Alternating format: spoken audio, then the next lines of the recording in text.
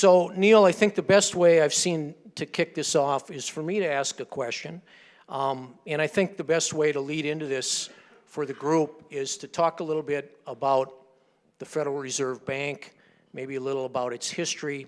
Tell us why it's important, what you do, and how, as both businesses and individuals, the actions of the Fed have impact on our lives.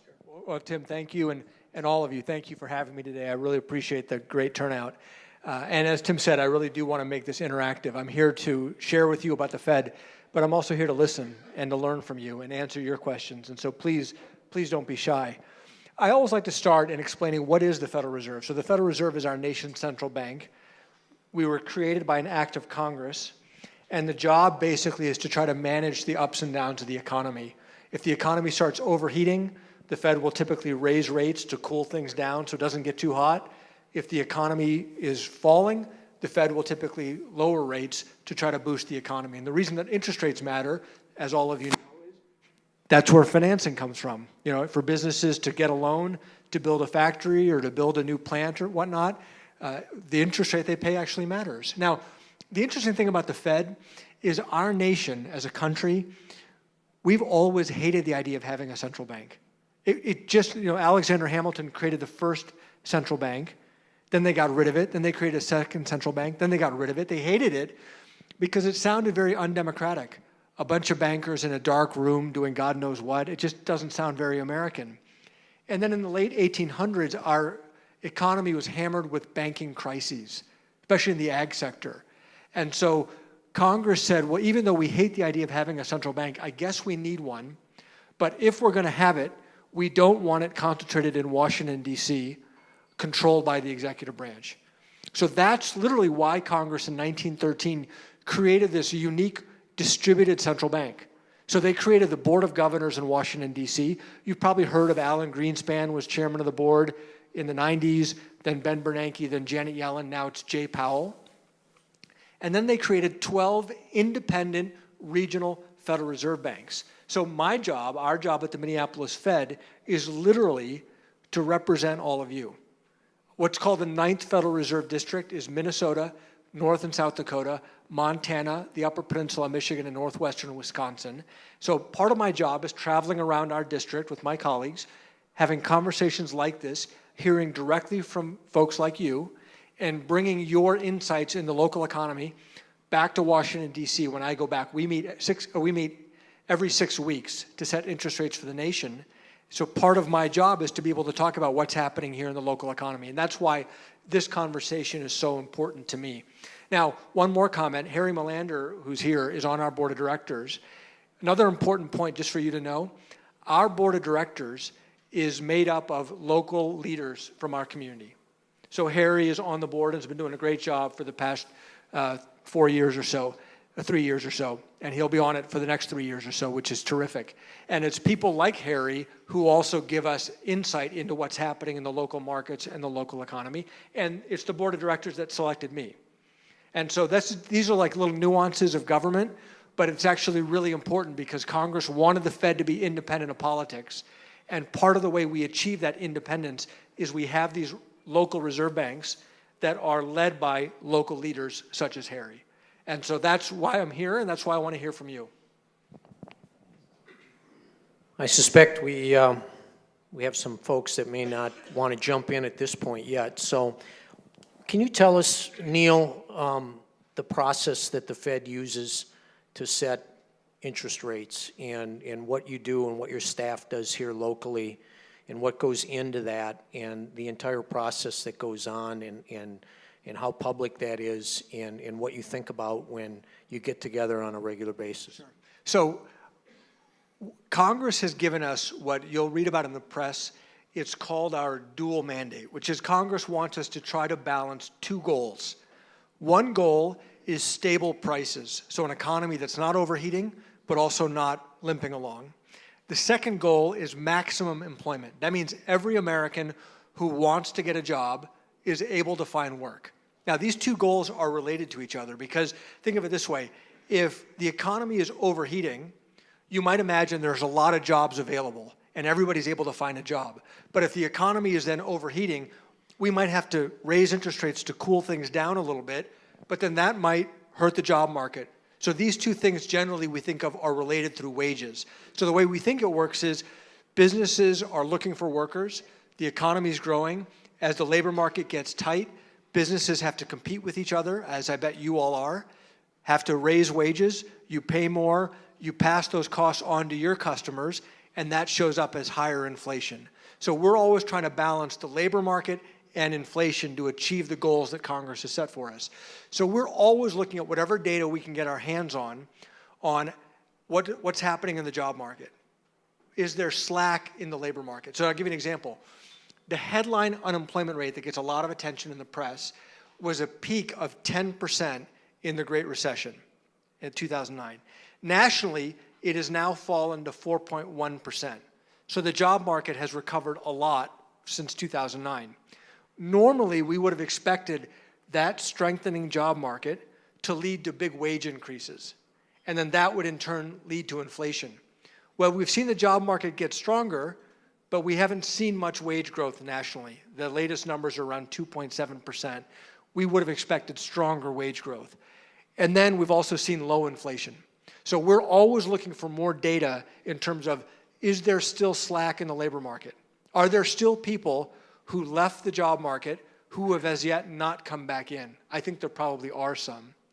And then what's the outlook for wages, and then what's the outlook for inflation? So when we turn the microphones to you, I would love to hear about what are you finding in terms of available workers. Let me predict something.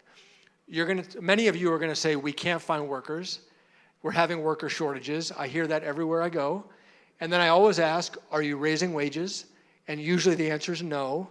And then I say, well, if you want more of something but you're not willing to pay for it, that's called whining, right? That's not.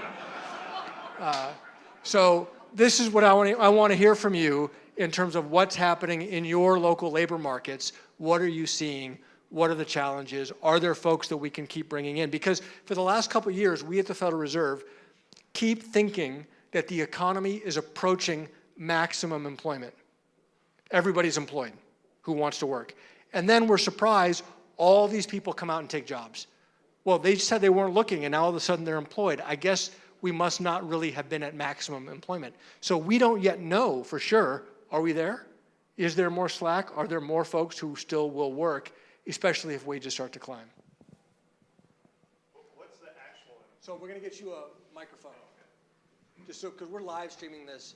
We're live streaming this, so just FYI, we're live streaming this. So people will get to hear your question. Don't let that be a deterrent.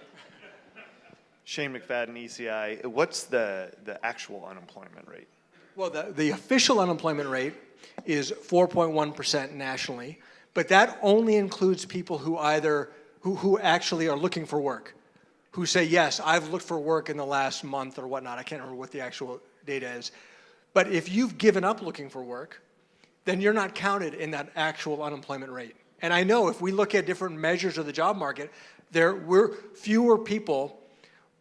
We know society is getting older. So more and more people are retiring just as we as a society age. So you would expect the percentage of Americans who have jobs, you would expect it to decline as our society gets older.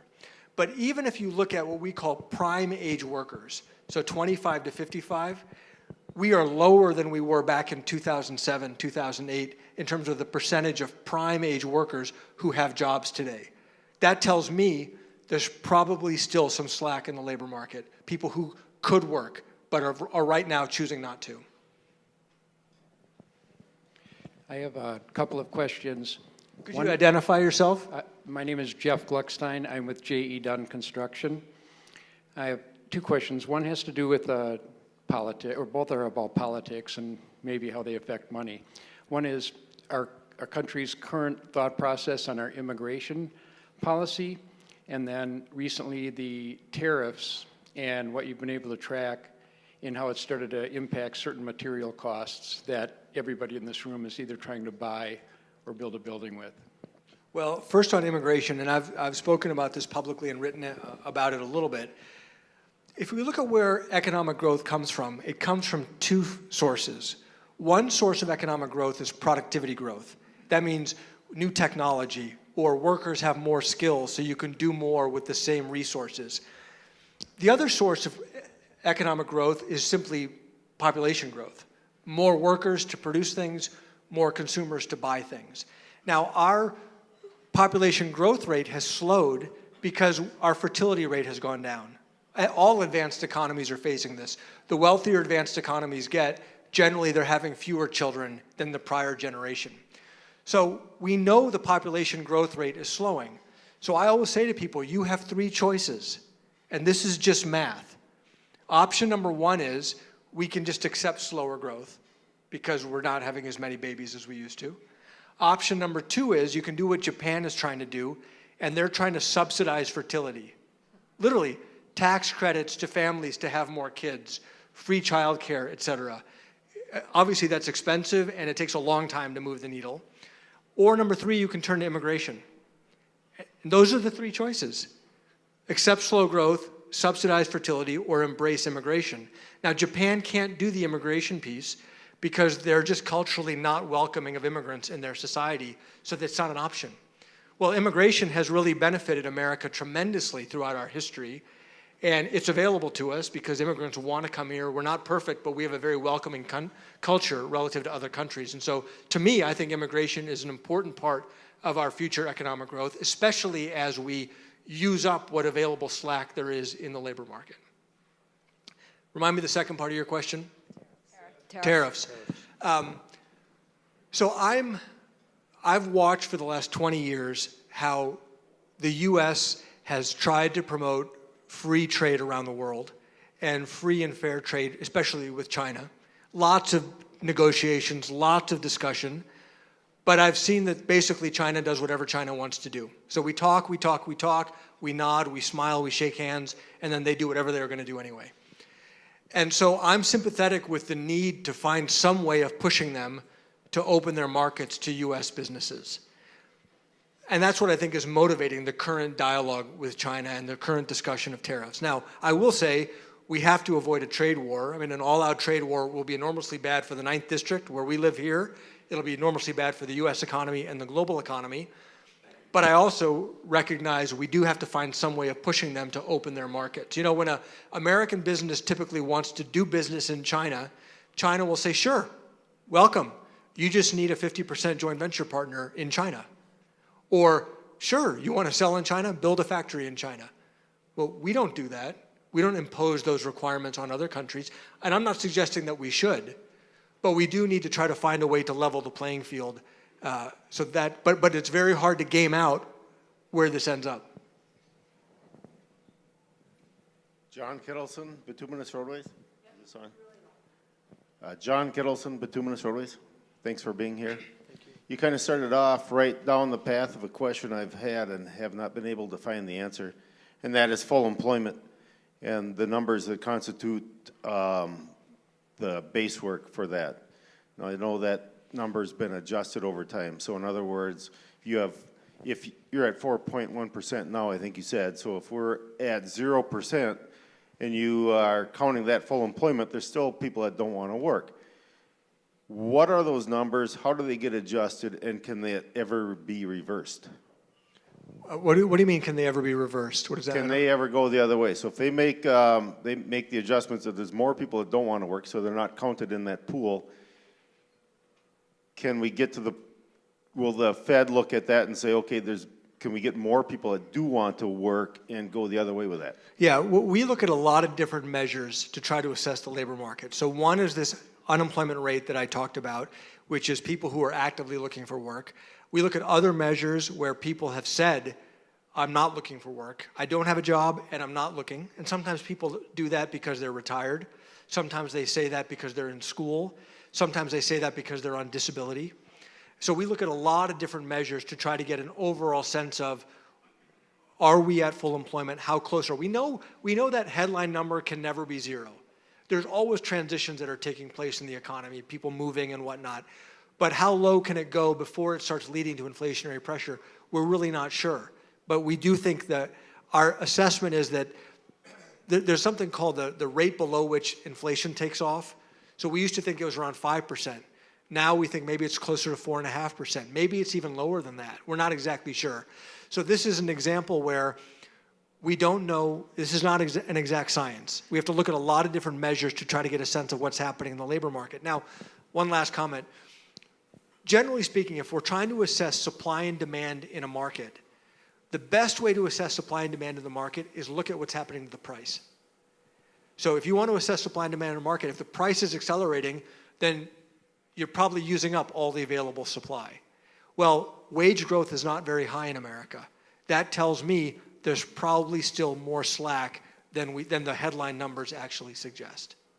If we were seeing a 4.1% headline unemployment rate with really strong wage growth, that would tell me, hey, maybe we're there. But the fact that we're seeing a 4.1% unemployment rate with modest wage growth tells me we're probably not there yet.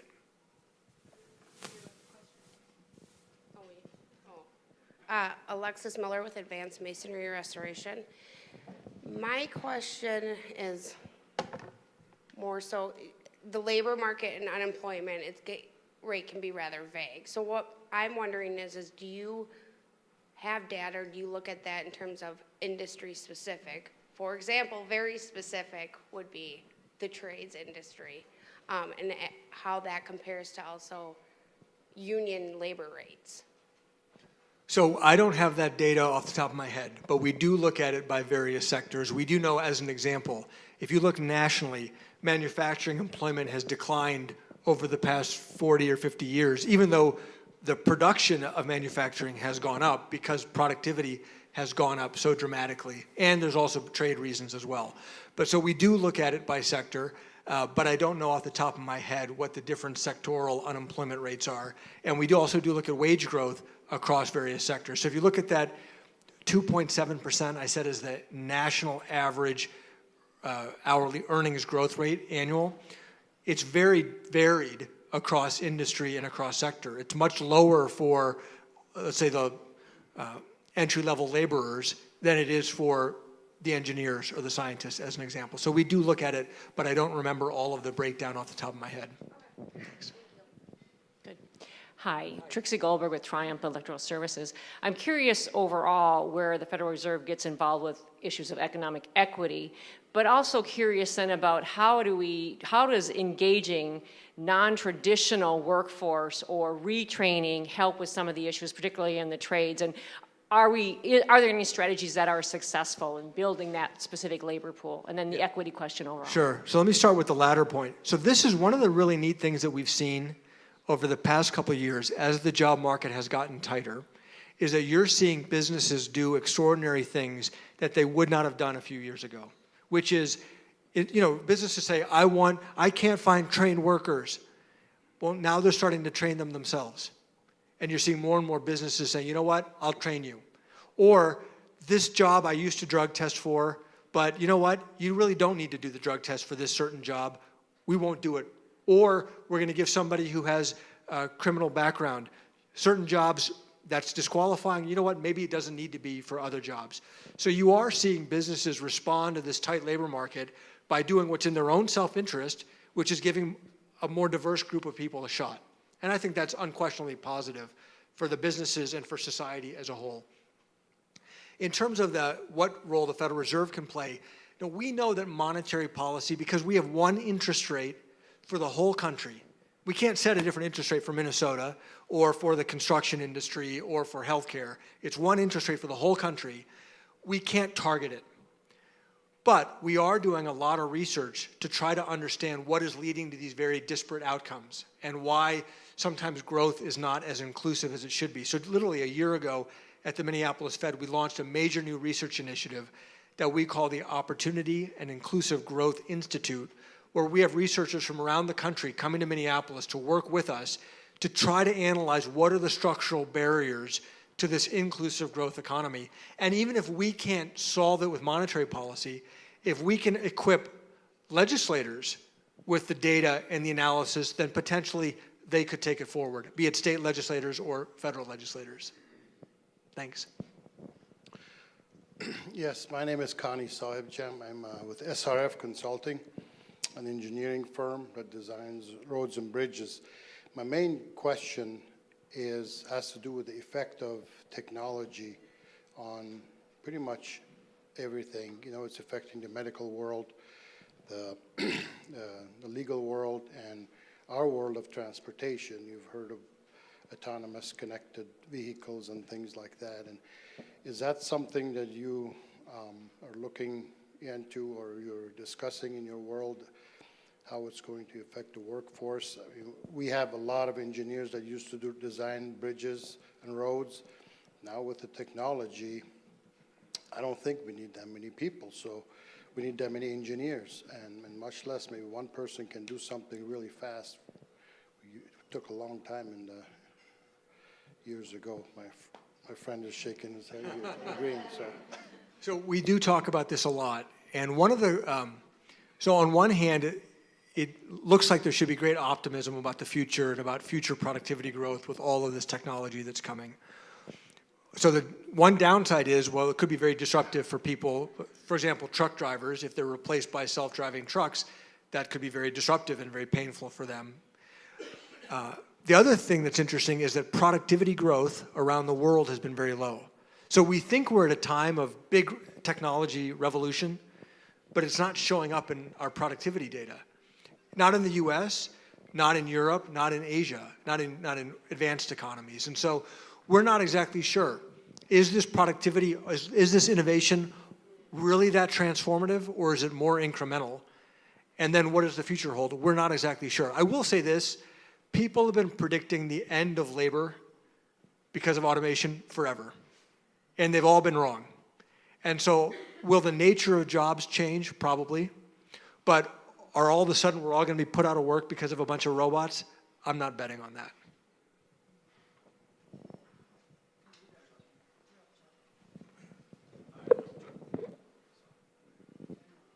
Hello? Yep, go ahead. Hi, I'm Chuck Roundhorse with Roundhorse Recruiting Company. And one of the things I always work about, recruiters do well when we have a growing economy. It's better for my business and for everybody else's, I'm sure, as well. We have this huge debt hanging over America, and we just got through passing more debt. And it's like now we don't talk about it, but a year and a half ago we did. What percentage of that debt is interest? Will the interest rates affect? How does it affect your decisions for interest rates that affect us for growth? And what is it doing to our economy overall that it wouldn't be happening if we didn't have all this debt? So it's long-term, the debt, the fiscal situation is enormously important to our country. No question about it. We have to make tough choices, and so far we're not making those tough choices. I will say, so the Federal Reserve was designed to be independent of politics. So fiscal policy, how much we're taxed, what those tax dollars are spent on, that's the domain of Congress and the executive branch. The Federal Reserve has been delegated, you guys worry about interest rates, to manage the ups and downs of the economy and employment. So how the Treasury funds itself and how much they spend and what they spend on is not part of our deliberation. We're not going to keep interest rates low to make Treasury's job easy. We're going to manage interest rates the best we can to objectively achieve the goals that Congress has given us. But how much they want to tax or how much Congress wants to tax and what kind of deficit they want to run, that's completely up to them. And literally, it's not part of our deliberation as we think about where we set interest rates. And that's the separation that was designed into this system. Now, but again, long term, no country can live forever growing ever larger and larger and larger deficits. The money has to come from somewhere. Eventually, we're going to have to make tough choices. The thing we have going for us right now is that the U.S. economy is the strongest economy in the world. It's the economy that investors around the world have the most confidence in. That's why they're investing in U.S. treasuries, even though we have these big deficits into the future. But that may not always be the case. And you can imagine if Europe were to get its act together, and now investors say, you know what, Europe looks more attractive, then all of a sudden treasury rates might end up going up, and then that would crimp the U.S. budget. So is that why I should be a little nervous? Well, again, we have our challenges in America, no question about it, but I wouldn't trade places our economy with any other economy in the world. Nonetheless, we do need to find a way to make tough political choices, and that's what our political process is meant to address. Is it possible that you've debated amongst your peers that you should have more control in how the debt is managed and affecting our economy? And if so, how does that come out? Well, no, we don't. Again, because of the separation that was designed into what the Federal Reserve is supposed to tackle and what fiscal policy is. I mean, fiscal policy is pure, these are political decisions that each of you influence through elections. People you elect, they decide how much to tax, what to spend on. Should you fund defense? Should you fund healthcare? Should you fund education? And what mix? That's literally the definition of politics. And the Federal Reserve is designed to try to be separate from that and just make monetary policy decisions to achieve some of the ups and downs short term over the economy. The Federal Reserve cannot affect the economy over the long term. We can really only affect the economy over the short term. Thank you. Thank you. Scott over here. Got a question. Scott White with Adolphson and Peterson Construction. Wait, where are you? Over here. Oh, hi there. Yep. Back on the wage growth question, do you measure the incentive payments and the bonuses and hiring, I guess, payments as well, things like that? Then also, in wage growth, is it also considering the money set aside for pensions and 401ks that are, into the trillions? Is that part of that? My understanding is it is, and it's not the Federal Reserve doing these measurements. There's the Bureau of Labor Statistics, and there's the Bureau of Economic Analysis, where they have teams of PhD economists that are always doing these surveys, back testing the surveys, seeing the corrections they need to make, and always trying to improve it. So I don't want to suggest that it's perfect, but I do think some really smart people are doing their very best to capture all of that, including benefits, including healthcare costs that are going up, et cetera. All of that is meant to be included. And we don't look at one wage number. We have a number of different measurements, but all of those measurements are basically saying wage growth is relatively low than it was 10 years ago or so, 10, 12 years ago. Hi there. Hi, Neel. I have a question. I'm not sure what the Fed's role in it is, and that is around policy for access to capital, in that particularly when we're talking smalls or underrepresented demographics like minorities and women and the tougher access to capital. I think when it comes to interest rates, when somebody is working, particularly in this industry, I know for the people that I work with, they really wouldn't care if they were paying a high interest rate if they could just get the capital. And so does the Fed play a role in that? And if so, what would that be?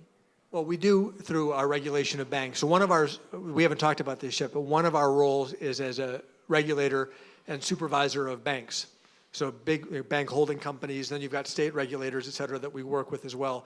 And there's the Community Reinvestment Act that is designed to try to get banks to make sure that they are providing equal access to credit. So one of the things we do is audit banks or examine banks to make sure that they are complying with their CRA requirements and that their CRA programs are effective. And so it is something we care a lot about, and we do use the tools that we have to try to achieve the goals that you're talking about, which is everybody should have access, creditworthy borrowers should have access, not depending on gender or depending on race or ethnicity. Thank you. Let me ask, hold on, and I'll turn to you next, but talk to me about workforce, right? I mean, I'm surprised you all aren't, maybe I made the whining comment and that silenced all of you. Tell me about your ability or inability to find workers and, what are you experiencing? So why don't you go next with whatever question you had, but then somebody else, I want to hear about what's happening with workforce in this region. Go ahead. My name is Sanchayda. I'm from Mortensen. My question was about the Minneapolis Fed Reserve and what are your top 2 or 3 strategic priorities in the next, I would say, 2 to 3 years? Well, I think a few things. One is we talked about the Opportunity and Inclusive Growth Institute, this major new research initiative focusing on economic disparities and understanding why those disparities exist and what can be done about it. That's a huge strategic priority. For the last 2 years, a huge priority for us has been the issue of too big to fail banks. The fact that these giant banks in 2008 almost brought down the U.S. economy and what we can do to prevent it. We've actually just released a plan that would really address the too big to fail issue. The question is whether, the political winds are blowing in a deregulatory manner right now. Is there actually support to try to do something about that? But that has been a big priority for us. And then generally, we are looking for important economic policy issues where we can make a contribution. So that's why I weighed in publicly on immigration. We don't control immigration policy. It's not up to the Fed. But I do want to educate people in terms of the economic implications of immigration. So I'm not sitting here making a moral judgment. That's for you to make. I'm just laying out the math of whether or not you want the economy to grow or not and the role that immigration has to play. So I think we're always looking for important economic topics where we can hopefully, in a non-political, non-partisan manner, just say, hey, here's what the analysis shows, and then you can decide what to do with it. I'll give you a specific example, very local. So the city of Minneapolis has enacted a minimum wage increase, as you all know. They put out a request for researchers to study the economic effect of the minimum wage increase. Is it good for workers? Some people say it's unquestionably good for workers. Other people say, well, it might lead to fewer hours. So you get more per hour, but fewer hours. So it's actually an unanswered question in terms of the raw analysis. So they've selected us, and we, over the next 8 years, are going to be studying the economic effects of the minimum wage increase. And what they told us is part of the reason they selected us is because people would trust us to do the analysis fairly. And that's our commitment. We're going to do it honestly. We're going to reveal our methods, reveal our findings, and then the public can decide what to do with it. So that's another example. Okay, so let me ask, go ahead. Yeah. So Neel, if I can jump in and jump on your question about workforce. So this will help you think, I think, collectively about our membership. We survey our members, and we have for 12 to 13 years in a row now, annually. And we noted this year that the perennial response that scores the highest of concern to contractors is workforce. And it's not just confined to field craft labor. It's professional office, front office people. And that the industry, like other industries, is feeling the pinch for workforce. But you can set that down and go back to the recession, and going into the recession and then coming out of the recession, that the industry lost somewhere around 60,000 jobs. And I believe we just crossed level water of regaining those 60,000 jobs sometime last summer in this market. So something happened that took the time to regain those jobs, and as near as we've looked at it and think about it is that contractors started to work smarter and work more efficiently. And for an illustration, maybe what used to be a 5-person crew is now a 4-person crew. And that could be a reach to technology or other enhancements. But I think in general, and maybe someone has a specific example, but in general, I'm not sure that this industry is different than any other industries like manufacturing or other areas of the economy. But workforce is definitely something that pings very high for our members. So now if somebody's got a question, that was more of a statement. Or a statement. So. Hi, Jim Hoffman Construction, Black River Falls, Wisconsin. I had a tax question for you approaching tax day, but I'll digress first to talk about the labor end of it. For an example, a surveyor, which used to take a full day to survey a 20-acre parcel, with our drone now, you can do it in about 2 hours. So we're doing more with less. We're squeezing what used to be, like you said, a 5-man crew into a 4-man. Our 40-ton haul trucks are now 45-ton haul trucks. So we're gaining that productivity, and I do see a resistance of the workforce to do the jobs we're asking them to do. We have a high demand on our workers. Safety, long hours, hard work, travel. People are making lifestyle choices not to enter the trades. Partly, I blame some of the educational system, encouraging 4-year college degrees, and then they graduate with a bunch of debt. I think our industry is failing itself by not advertising itself into the middle schools and high schools and actually making it a lifestyle choice to enter the trades. Follow up on my tax question. The recent federal tax code change with the bonus depreciation for new and used equipment, I think a lot of people in this room took advantage of it. And because of a lot of the uptick that we see in the market, combined with a lack of equipment, before it was a lack of workforce, which was my limiting factor. Now it seems to be that and equipment. Do you have any data that could support that and what you see in the impacts of the federal tax code to actions on the ground? Yeah, we ask this question a lot, and usually what I've been surprised by is the tax cut has led to a lot of optimism. People feel better about the economic outlook. But most businesses that I speak with, and it'd be interesting if you all disagree, most businesses I speak with do not say this has led to a lot of new investment. Usually they're saying we're waiting, we want to see how things play out before we make any changes. And now with some uncertainty in the international trade environment, people are getting nervous about that. But so usually people don't tell me that they're investing more. Talk to the equipment salesmen. They were so busy between December 25th and December 31st writing new purchase orders for all the equipment. But then a counterexample. So that may well, I'm sure you're right. A counterexample to that is I hear that farm equipment dealers are sitting on tons of inventory and farmers are not replacing their combines. So, well, I understand, but my point is if you look at the economy as a whole, certain sectors may be hot in a given month or a given quarter, but other sectors are down. We're looking across the economy as a whole. So far, I'm not seeing it, but I'm not saying you're wrong.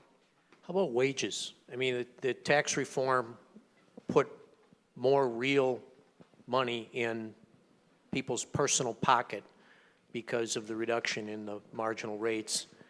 Do you think there's going to be upward pressure now on interest rates because wages are increasing, that you might have to look at interest rates adjustments because of that? Well, we're trying to assess what the effect the tax change and the spending bill is going to have on the overall economy, and then that could have an effect on what the Federal Reserve ends up doing. I actually think we've been running low. We have a goal of 2% inflation every year, and we've been coming in low, about 1.5% for the past 5 or 6 years, which has been frustrating to us. We want to hit our 2% mark. I think that the tax cut and the spending might actually boost and help us get to our 2% target. But the big unknown, is it going to lead to a more productive U.S. economy over the long term? That is unclear. Is it just going to lead to we know an economic stimulus, if the government spends more, the economy will temporarily be stronger? We know that. But does that actually going to lead to a stronger long-term economy? That right now we don't know yet. Neel, to speak to your question about labor and what we're doing for it, excuse me, my name is Tim Miller. I'm with Advanced Masonry Restoration. I'm also the representative for the JATC on the Bricklayers Apprenticeship Fund. Approximately 6 years ago, we identified the need that these guys were retiring faster than we were replacing them and what to do. And so we kind of went outside the box and we hired a recruiter. And what this recruiter does is go around, loads the wagon. Now we're doing all the stuff that people are talking about. We're looking at non-traditional areas. She identified the fact a few years ago that, get the bricklayers out of the back of the hallway where the guidance counselors don't get paid to send them to a four-year college. The bricklayers are back there. Bring us out to the forefront.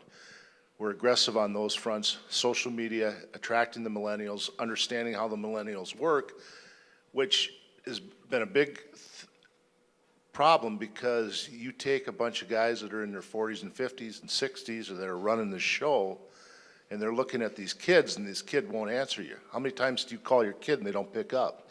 You send them a text, and boom, they're right back at you, right?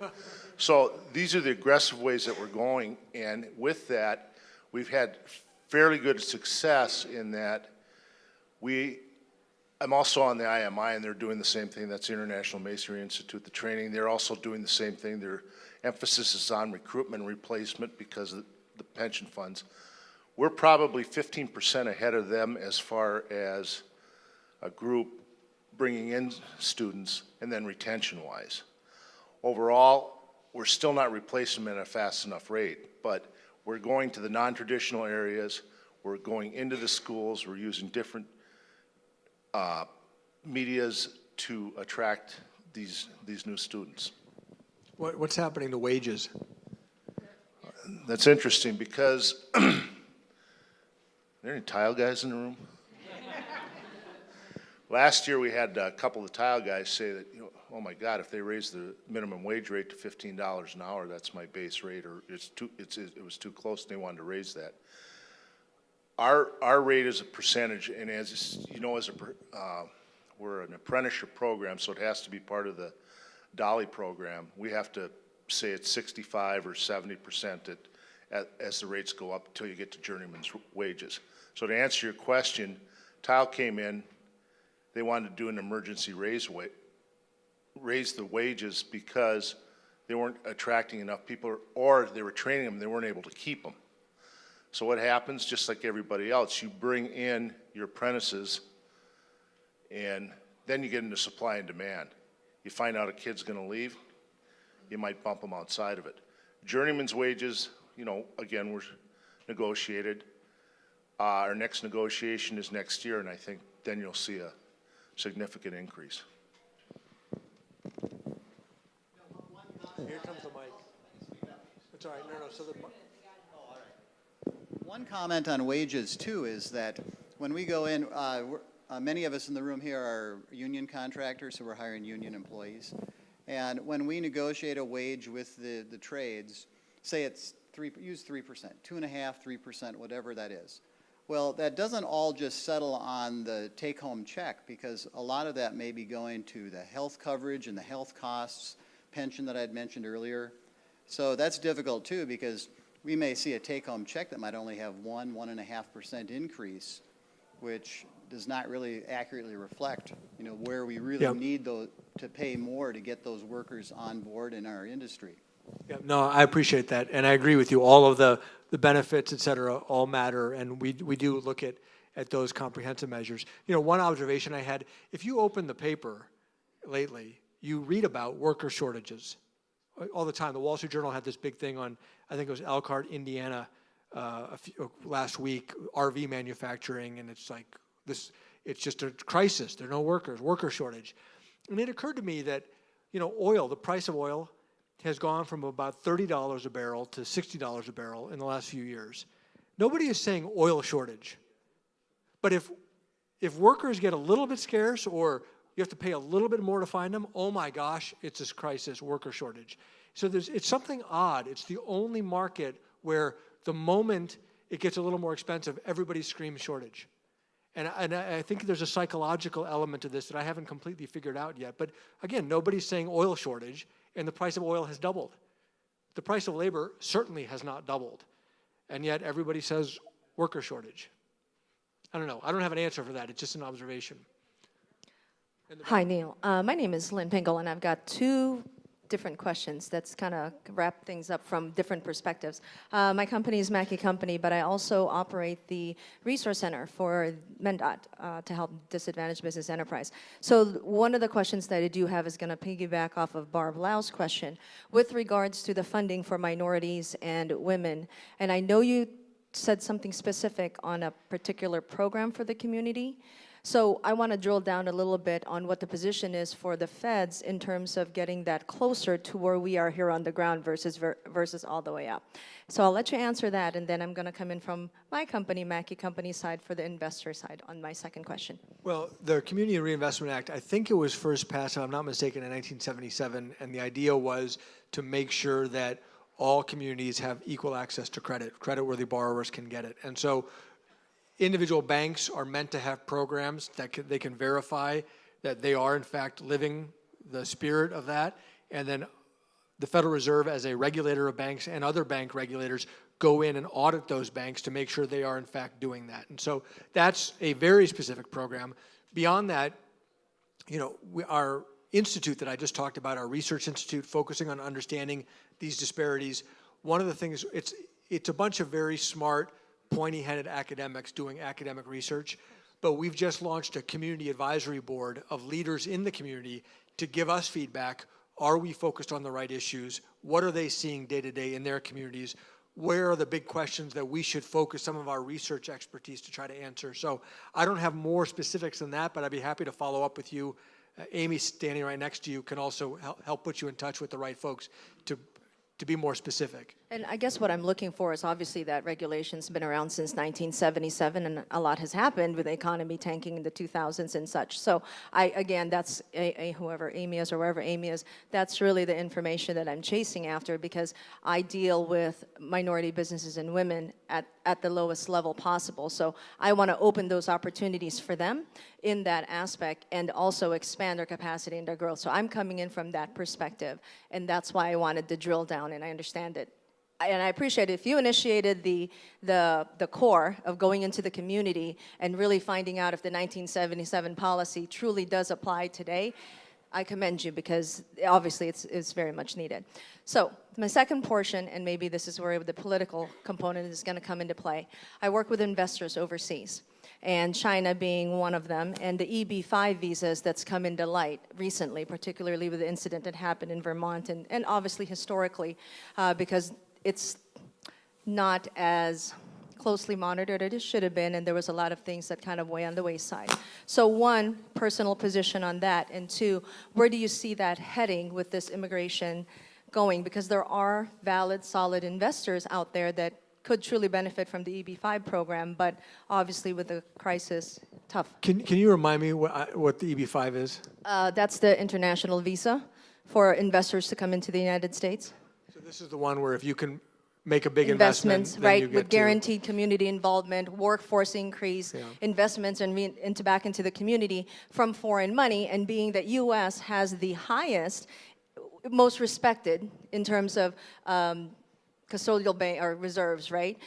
They have that platform and can leverage that. So now I don't want to say restricting, but we're limiting the use of this EB-5, which its original intent was absolutely great, but it got taken advantage of, right? So I don't know, to be honest, I don't know enough about the EB-5 program to opine on its merits.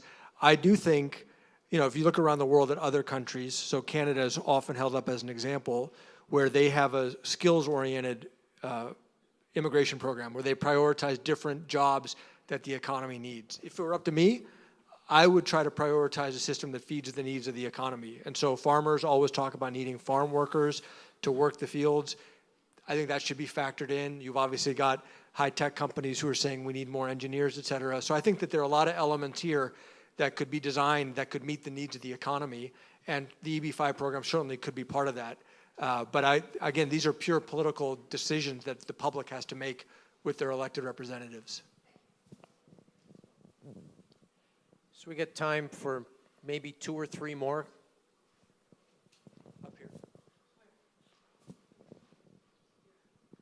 First, I just want to say thanks for being here, and it's very encouraging to see the Fed's interest in the construction industry.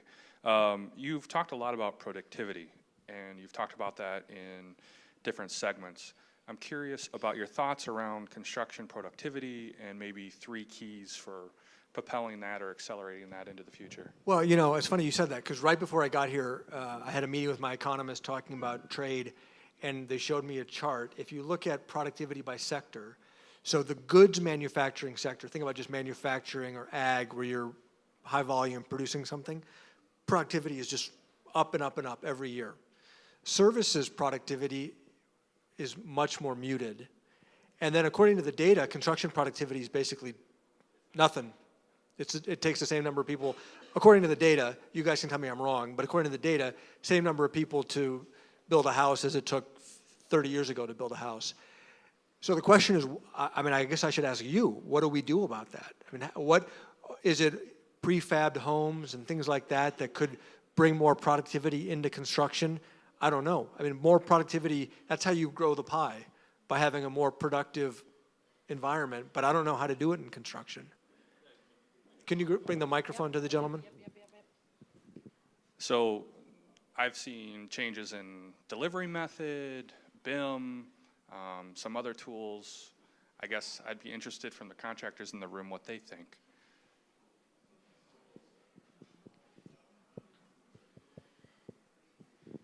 They're not thinking anymore. In the back. Hello, my name's Heidi Werland. I'm with PCL Construction. I'm also a trustee on a pension board. And so your comment about how do you get more productivity, okay, that means there's probably, to a certain degree, less people. And then I'm like, oh, well, that impacts my pension, right? The pension fund that I'm on, because how do you, less people, less money going into the pension for the people who are retiring. And so I guess a little bit of a question is, or the question is, how is the Fed sort of looking at the pension funds that are out there, especially the ones that are the defined benefit versus the defined contribution? So that is an issue where I would put in the domain of fiscal policy, which is, I agree, it's a very serious issue. And as our society ages, if you think about our entitlement programs just broadly, they're all basically funded by current workers paying for current retirees. And as that balance gets imbalanced, those programs run into the red. And that's largely what's going to lead to the big fiscal challenges that we have. But that really is, the Fed can't do anything about that through monetary policy. Right, but is that something that the Fed can start looking at and maybe bringing more to the conversation so that? I think the answer is yes. There are certain programs, let me just abstract for a second. Certain programs, for example, Social Security, this is analyzed completely. We know analytically how you solve Social Security. You can raise the retirement age, you can increase taxes, you can means test. The options are known. The challenge now is for the country to make political decisions on which of those levers you want to pull to get the program into balance. So I think the answer is yes, but in some cases I think the analysis has already been done. What's left is the public making these decisions. You asked a lot of questions about lack of wage growth and why are you seeing that? As general, our industry is very competitive. And we have a series of owners that basically says they're going to award to the lowest responsible bidder. So the owners are telling me you got to be as cheap as you can. So using productivity enhancements and trying to keep wages, getting more for less is kind of our business model. We kind of view ourselves one step better than a farmer. A farmer will plant his crops, harvest them, and deliver them to the market and ask, what are you going to pay me? We're one step better where we say we won't do it for 1 penny less than this on my bid. So inherent in our competitive industry is value to the owners that we're working for, and that steady, always got to be that low-cost producer. So I get that, and I agree with that. That makes sense. But if all of you were facing these worker shortages that we hear about, your competition would be in the same boat you are. And then if you end up having to pay up to get the workers to do the job, you're not going to be underbid by somebody else because they're not going to have workers either. And so this is, I mean, I guess I'm surprised. I'm not hearing you all tell me there's this great worker, the great Minnesota worker shortage, which is what I expected to find coming in here. It's here. And being from Wisconsin, doing work in Wisconsin and Minnesota, Wisconsin as a union contractor has had a lot of changes on the legislative end. Right to work, got rid of prevailing wage on the state end. Whether or not that occurs in Minnesota, that's another question. I think we have time for one more. One last question. I hate to steal the mic. You've got it. I'm going to go back a few years, 1990, thereabouts, plus or minus a year. AGC had launched somewhere in there what they call the STP program. Most of you know that as supervisors training. And it was meant to bring up the bar with our supervisors in the industry. There's two Daves taught the class. Dave Summerhead, who most of you know, Dave Rajis. I probably screwed that name up, but most of you probably don't remember him. One of the classes, and I don't remember who the teacher was, the question came up, do you want to work smarter or do you want to work harder? And there was a faction in the room. And I believe that is very fundamental to what's going on here. You assume that I work 40 hours a week. I probably never worked 40 hours a week. I don't assume that. But statistically, that's what goes down. But no, but we measure in the national statistics, we measure hours per week by worker. And we can look at workers' overall hours, and we look at wages per hour when we're assessing what's happening in the state market. I'm on a salary. Most people in this room are on a salary.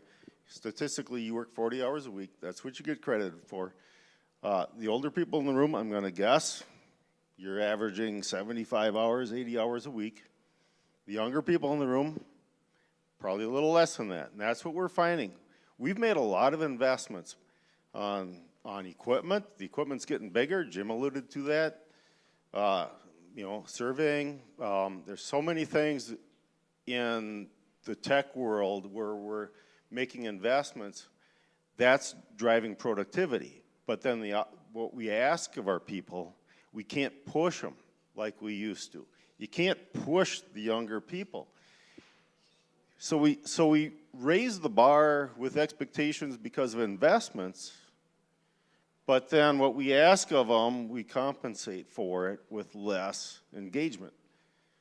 And that's what we struggle with in this industry, is how can we get the younger people more engaged to keep up with the competitive world, to raise that bar again, not just asking technology to compensate for it. Does that make sense to you? It does, but I'll just say, so I appreciate the comment. I will just say, I think every generation thinks the generation that follows them is lazy, okay? My parents said that about me. I'm sure their parents said it about them.